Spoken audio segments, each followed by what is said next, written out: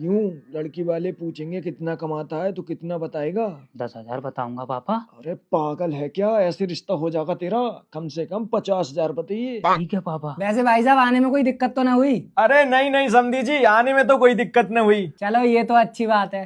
वैसे देख लो, ये है हमारी लड़की। अरे समधी जी, हमें तो आपकी लड़की पसंद है, बस आप हमारा लड़का देख लो। वैसे बेटा तुम कितना कमा लेते हो महीने का? अरे अंकल जी, मैं महीने का 50,000 रुपए कमा लेता हूँ।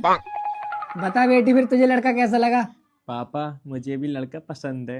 अरे लो भाई साहब, हमारी लड़की को भी आपका लड़का बहुत पसंद आया है। अरे भाई साहब, जब दोनों बच्चों ने एक दूसरे को पसंद कर ही लिया है तो शादी कर देते हैं अब। अरे भाई साहब, फिर देर किस बात की है? अगले महीने 10 तारीख को दिन भी अच्छा है, उसी दिन कर देते हैं। ठीक है भाई साहब, फिर चल बेटा। शादी के बाद तूने बोला था 50,000 रुपए कमाता हूँ, मुझे बस 10,000 रुपए दे रहा है, बाकी 40,000 रुपए कौन सी सौतन को दे रहा है? बताइए बताओ।